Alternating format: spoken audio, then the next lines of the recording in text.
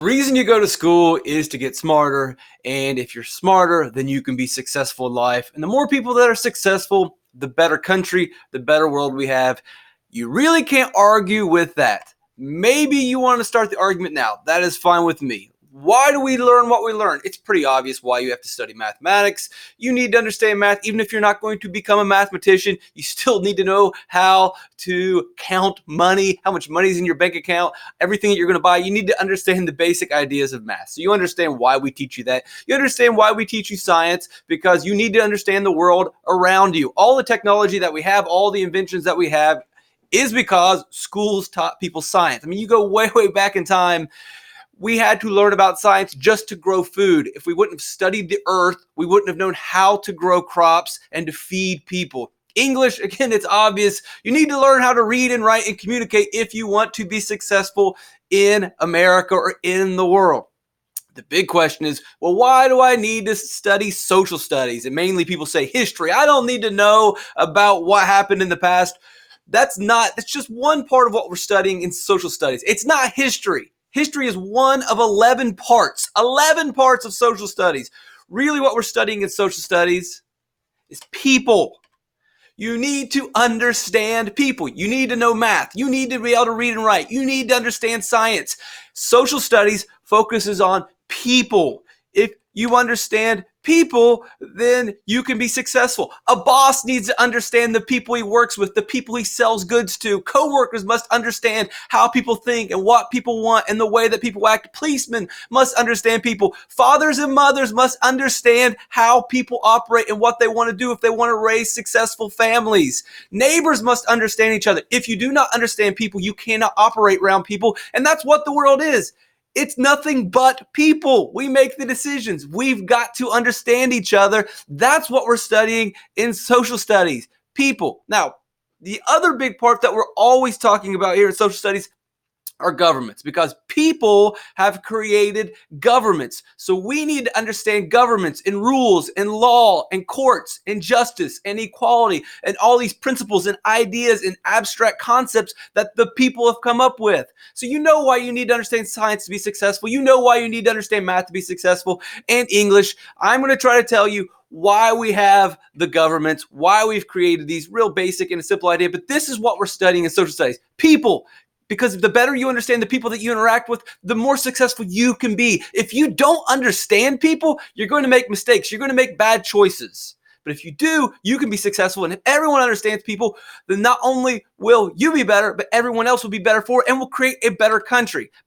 So why did they even create these governments? You might say, what's with all these rules? So let's go back in time and try to understand governments before you really are going to understand, because you're probably not going to, I don't want to study governments. I don't want to study people. Let's first go back and see, well, why did they create these in the first place? If we go way back in time to the very earliest civilizations where you have, a couple people, imagine an island. Let's create an island at the beginning of the earth. You got a couple people living there. You don't really need governments. You don't need governments in this situation. You don't need rules and laws. It's just two people.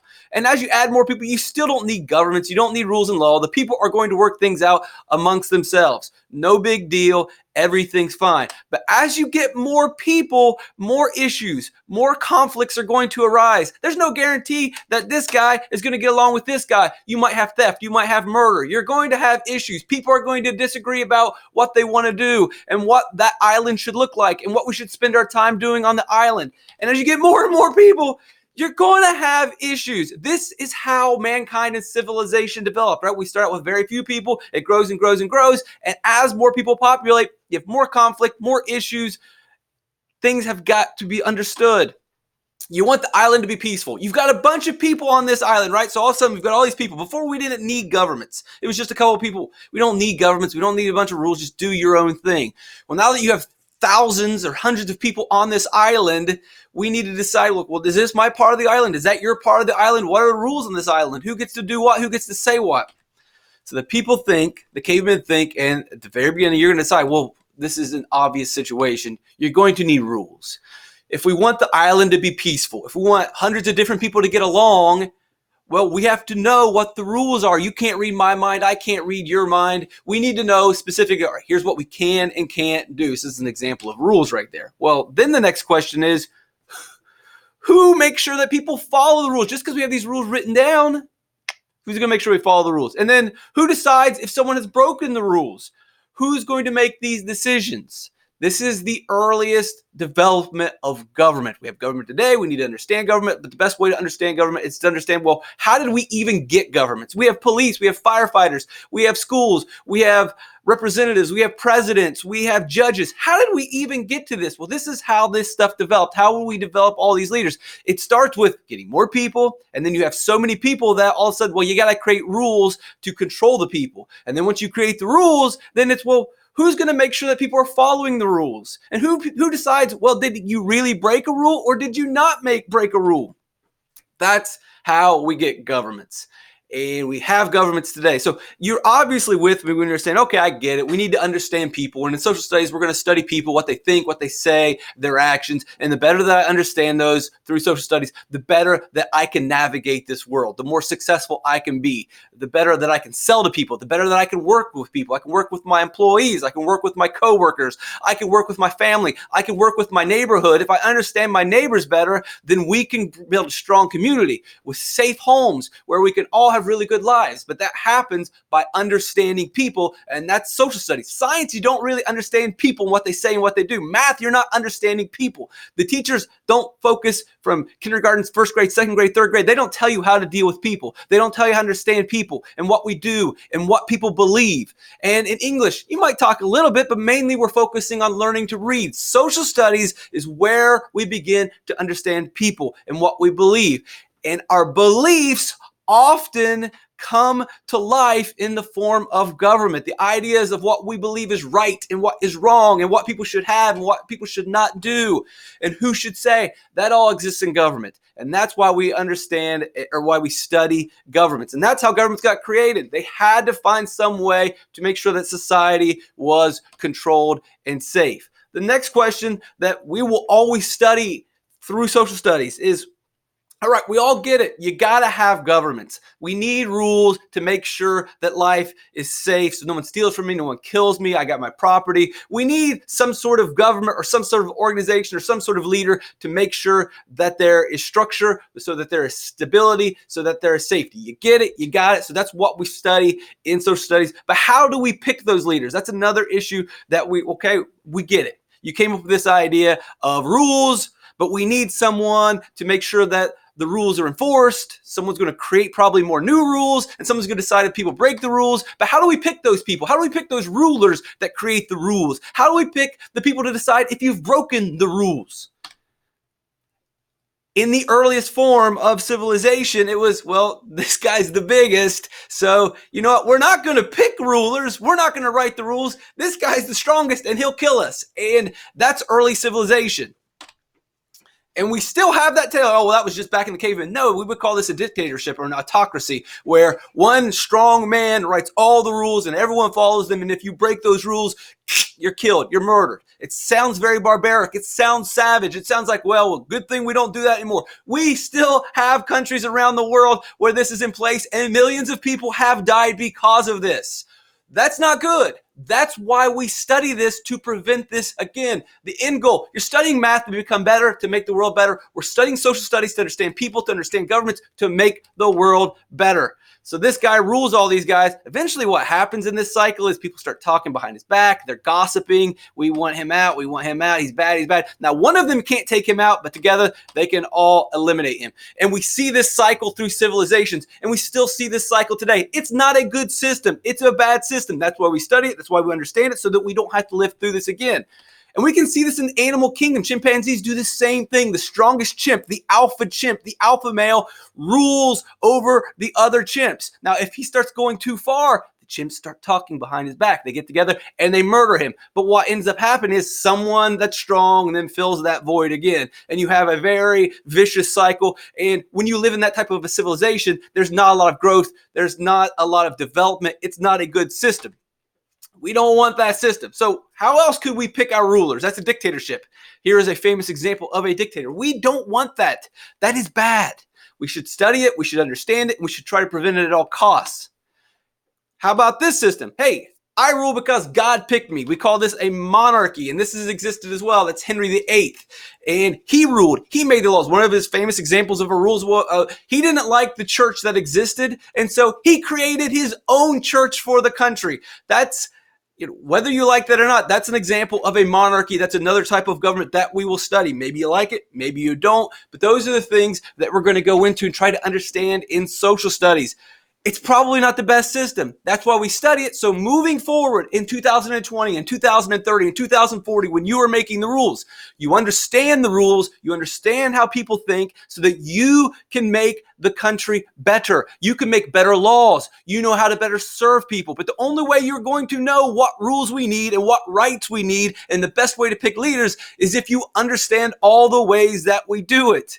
If you don't understand math, then you're not going to run a business. If you don't understand science, then you may go outside in the middle of a snowstorm and freeze to death, or you'll never have a successful farm if you don't understand science. And if you can't read, well, I don't know what to tell you at that point. And if you don't understand social studies, you are not going to be able to make our country better. You're not going to be able to pass good laws. You're not going to be able to question whether the laws are right. You could be ruled over by an oppressive, abusive king, but you wouldn't know any better because you don't know how the system works. You don't know anything about governments. You don't know anything about people. If you understand this, then you can function better in society from a government perspective, but just on the regular level of working within your community.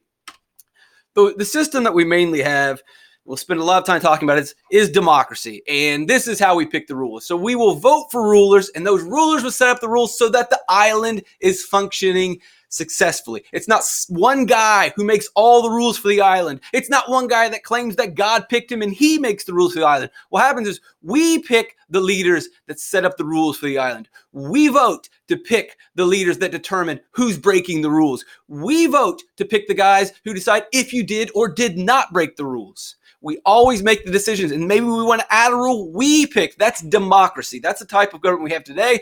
And as far as our understanding goes, it's the best system we have. It's not perfect by any means. You'll see people complaining on TV all the day about America's democracy, and that's the way it has been. That's the way it will always be. There isn't a perfect government. It does not exist because at the end of the day, someone is making rules for someone else. And you might make the rules today that you like, but someone else is going to disagree. And then someday that person may have more influence and make rules that you don't agree with. We're never going to have everyone on the same page. It's impossible to have a government that works best for people, or at least that's what we think right now. We haven't discovered the best government. Just like in science, they're discovering new things every day. In social studies, our understanding of people and beliefs and rights and government, we are still learning. We are still thinking to try what is the best system? What is the best way to work? Does democracy work? Is there another form that we can do? Can we tweak democracy? How do we make things more equal? How do we make things more fair? That's what we're studying in social studies. We're studying the people. And a lot of times we'll study the governments created by the people, because if we understand people and we understand the governments, then we can function better in society. We can have successful lives. And if everyone is successful, the country is better for it. We're studying people. A lot of the videos are going to focus on people and why they do and what they do and how they do it. And it's not just what they did 100 years ago, because a lot of the things that they did 100 years ago is the same thing today. They were greedy. They were hungry. They wanted what someone else had. They were being depraved. They were being enslaved. We are trying to understand why people do what they do, because we still have the same basic actions, because we still feel the basic emotions, the basic needs. We need warmth. We need hunger. We need to eat. We need to be loved. We need to be listened to. The same needs that humans had then are the same needs that we have now. And so our actions are often very similar. So if we can understand people throughout time, then we can understand people now, and we can understand what people are going to need in the future, so that we can establish the foundation for a world that will exist in the future. And a lot of that will be built upon a government. A government's going to set the structure that will make a lot of that possible. So how do we make the best island? This is not a rhetorical question. Should we go with a strong leader? should we have a king or should we vote? We don't have the perfect answer. Right now, it seems like voting is the best option we have. Probably the best option on the board, but we might have something better. And the only way we're going to know that is if we continue to study social studies. Just like we continue to study science, that improves our life. We study math so that it makes you more successful. And we study English so that you can communicate better, so that you can give your ideas to someone else and you can receive someone else's ideas. If we study social studies and continue to understand people and understand the governments that people create, we can continue to build a country that's more equal, that's more fair, and that creates a better society for all of us. And that will only happen if we study social studies. We're not just studying stuff that happened once upon a time. We're not studying some war from 300 years ago. Sure, we might talk about a war, but there is usually a point of that war, an idea, a concept that we can take and use and learn from when we move forward into the future. School exists to make you smarter.